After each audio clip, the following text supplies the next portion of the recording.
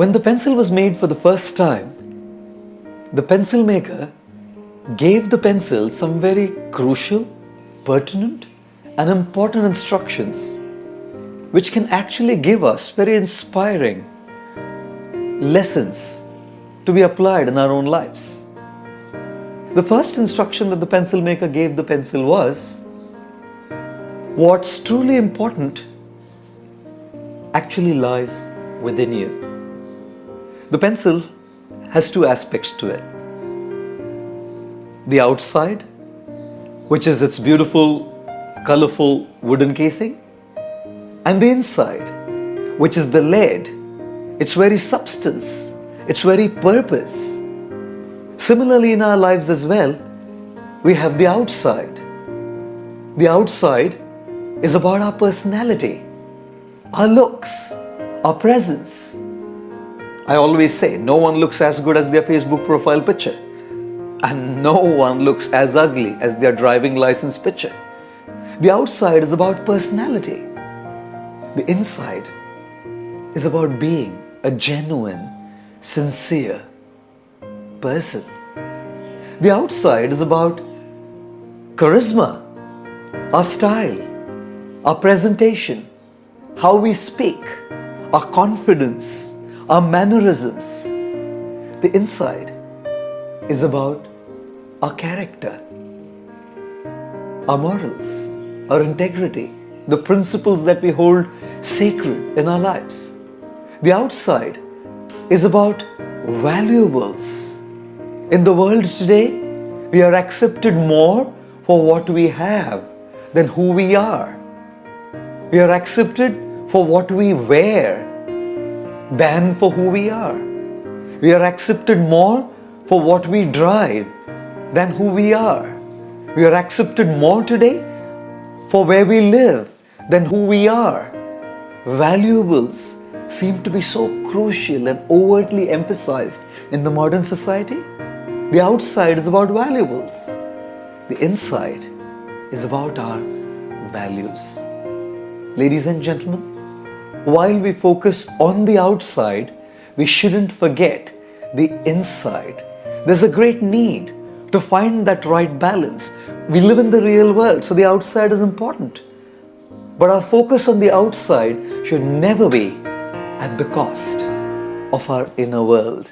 Material education teaches us how to develop our outside, our externals, all our skills, our talents, which can buy us all the valuables to live in the real world. Spiritual education teaches us how to focus on the inside world. And therefore, there is such a great need to find that fine balance between our personality and being a genuine person, between our charisma and our character, between our valuables and our values. Yes, the first instruction that the pencil maker gave the pencil was, what's of true importance lies within you. And yes, what's of true importance lies within us. Our being a person, our character, our values, our very essence, the wonderful qualities of our soul.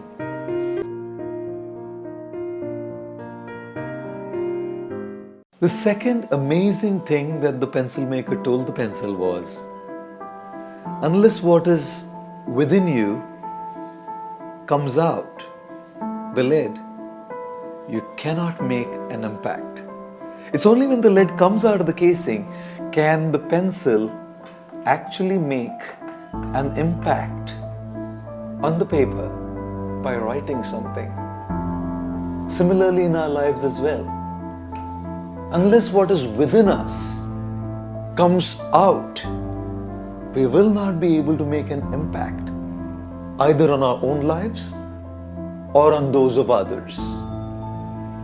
Thus, the Latin word educare, from which the English word education is derived, means to bring out the virtues, the qualities of our soul. Yes, our personality can impress. But being a genuine person can inspire. Yes, our charisma can impress. But our character can inspire others. Yes, the valuables we possess can truly impress the world. But the values that we hold and live by can inspire the lives of others. In order to make an impact, we need to live by those sacred values, principles, and ethics, which are the very essence of our core, our souls. One time, Thomas Edison, when he was just a little boy, came back home from school and handed a letter to his mother saying that my teacher gave this letter only for you to read. The mother opened that little piece of paper, and as she read out this letter to Thomas Edison, her little son, she was crying. She said, "Tommy, your teacher's written that Thomas is such an intelligent boy. He is a genius. The school is too small for him and doesn't have enough good teachers to train him. So it's better that he doesn't come to school any longer and you train him at home."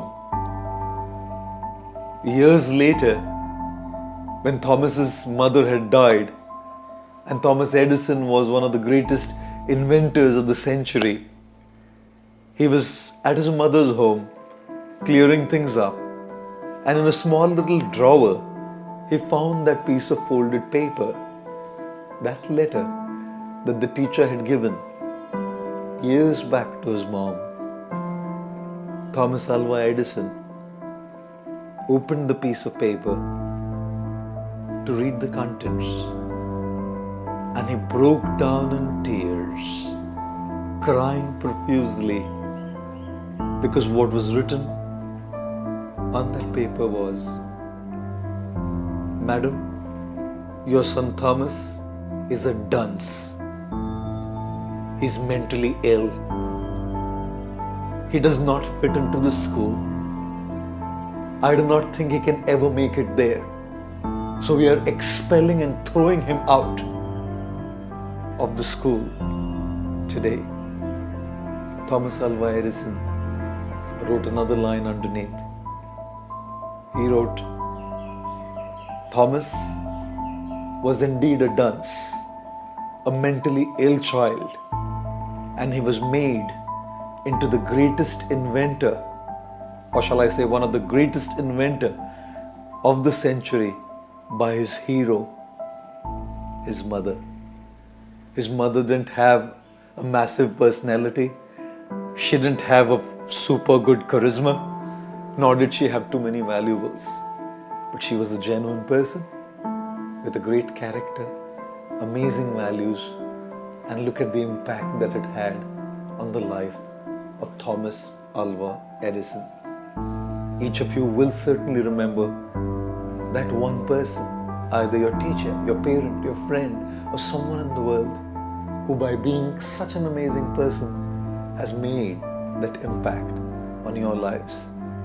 And you could be that amazing person to make an impact on someone's life by your inspiring example. Yes, the second instruction that the pencil maker gave the pencil was, when what is inside comes out, it can truly make an impact. A third important instruction that the pencil maker gave the pencil was,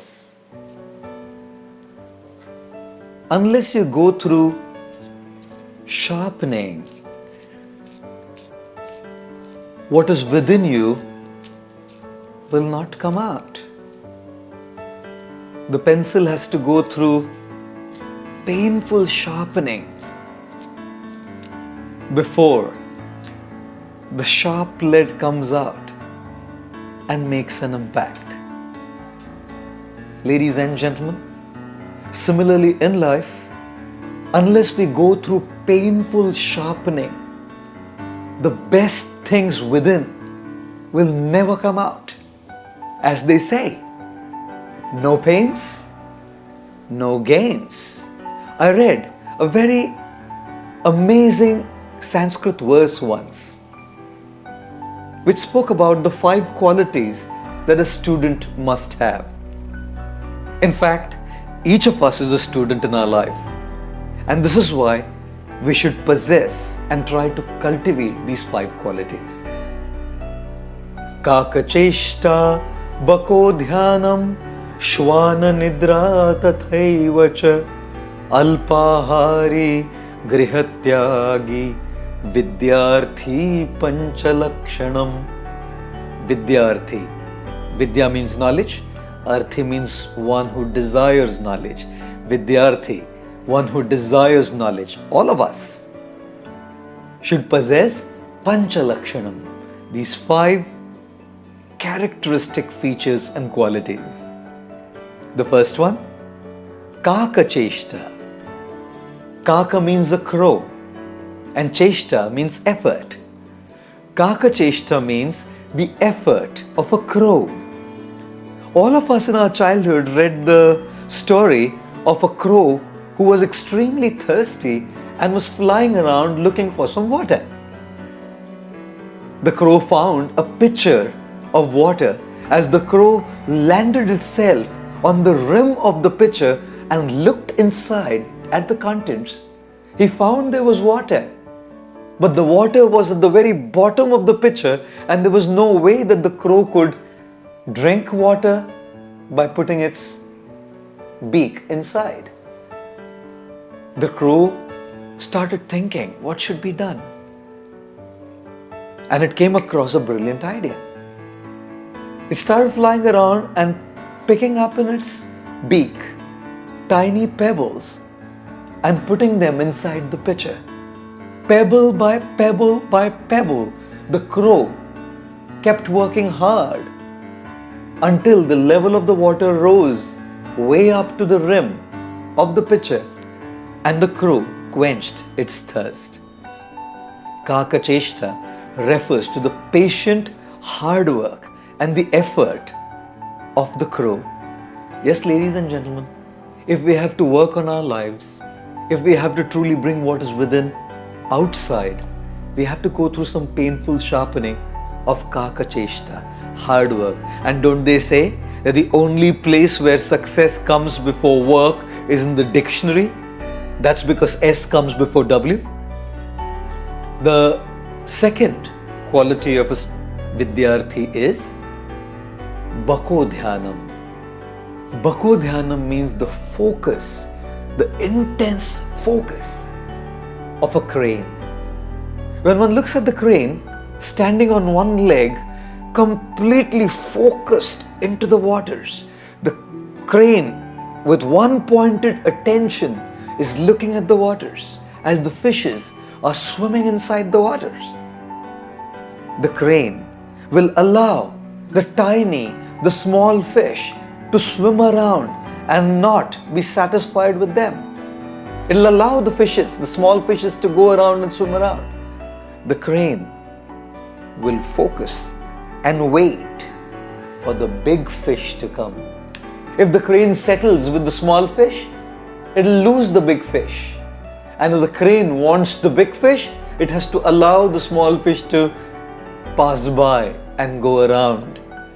Similarly in life, when we want to focus on what is important, we should allow the small things to pass by.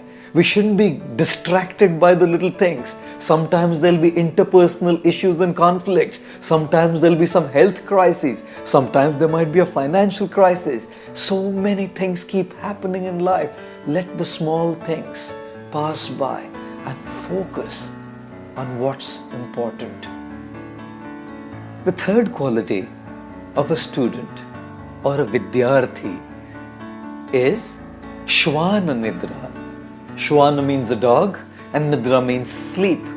Shwana Nidra means the sleep of a dog, or to be more precise, the alertness of a dog. All of us have seen actually, when a dog is sleeping, although the eyes are closed, the dog is very alert the surroundings around it. Even if there's a little sound, or even if someone just walks in very, very slowly, the dog will immediately open its eyes. All those who want knowledge in their lives and want to pursue something that's meaningful in life have to practice the quality of alertness.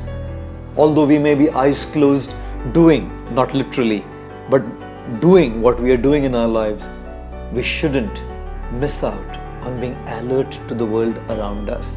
There's a lot to learn in the world, from people, from objects, from situations, from surroundings. We'll only learn when we are alert. The fourth quality that a Vidyarthi must possess is Alpahari. Ahar in Sanskrit means food, and Alpa means less. So literally, Alpahari means that a Vidyarthi or one seeking knowledge should eat less. Now, this is not what has been implied by this word though. We have varieties of ahar. Like for example, for our tongue we have food, that's the ahar. For our ears we have sound, that's the ahar, music, talks. For our eyes, sights, people, beautiful panoramic scenery is the ahar. So for each of our senses there is ahar. And when this verse says that a Vidyarthi should be Alpahari, it means we should be very careful of what inputs we give to our senses.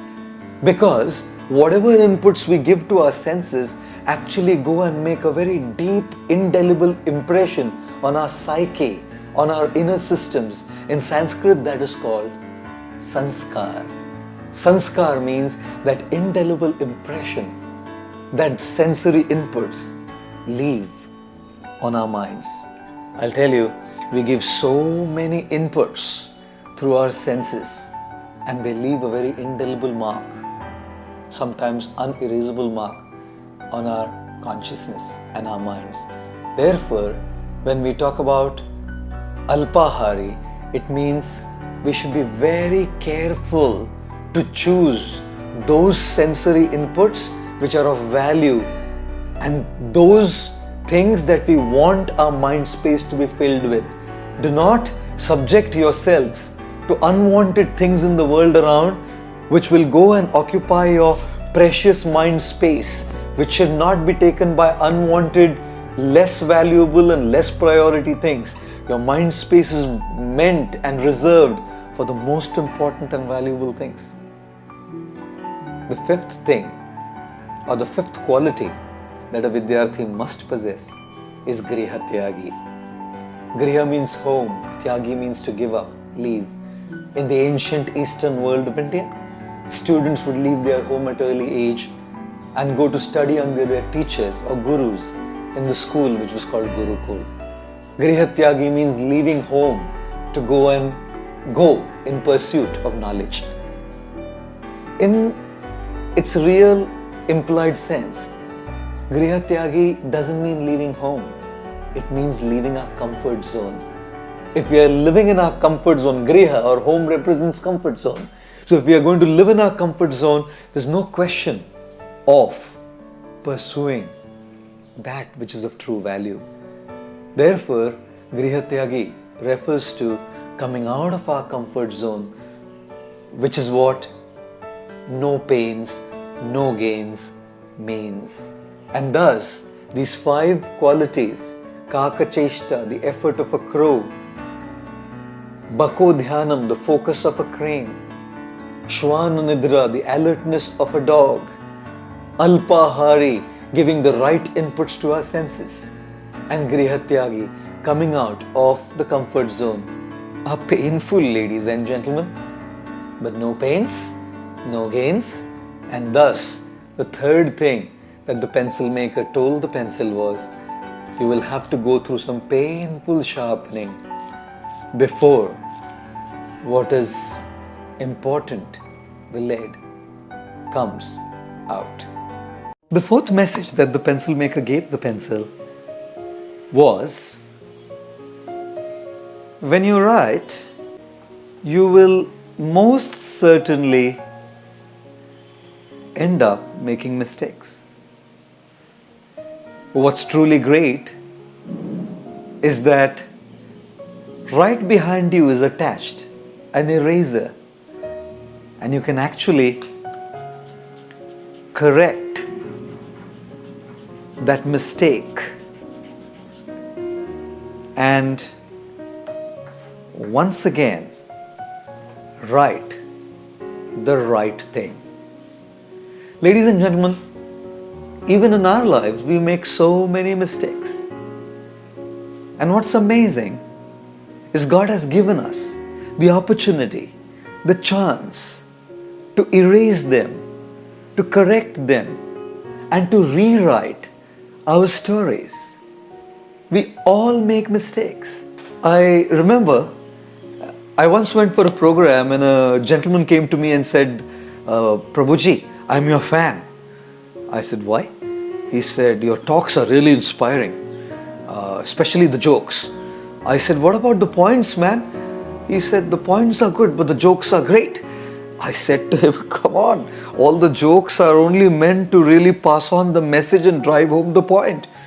And just as we were talking, a little boy came running and I said, your son, right? He said, yeah. And just following the boy came a lady. I said, your daughter, right? And the man turned blue. And the lady was like all smiles, a ear-to-ear smile, because she was not his daughter. She was actually his wife. The guy turned to his wife and said, प्रभु जी को ज़्यादा seriously नहीं लेने का, उनको jokes मारने का बहुत आदत है. Oh my God, I realized, God, I had made a big mistake there by asking if it was his daughter when she was actually his wife. We all make mistakes. Now, anyone who comes to me with people around, I never ask whether this is your son or daughter or wife or father or mother. I just ask, can you kindly introduce me to everyone, please? Simple, isn't it? Yes, we make mistakes. We should learn from those mistakes, erase them, correct them, and never repeat them. And this is the fourth thing that the pencil maker told the pencil. You will invariably make mistakes, but right behind is an eraser. We can erase, correct our mistakes, and rewrite the story of our life. Thank you.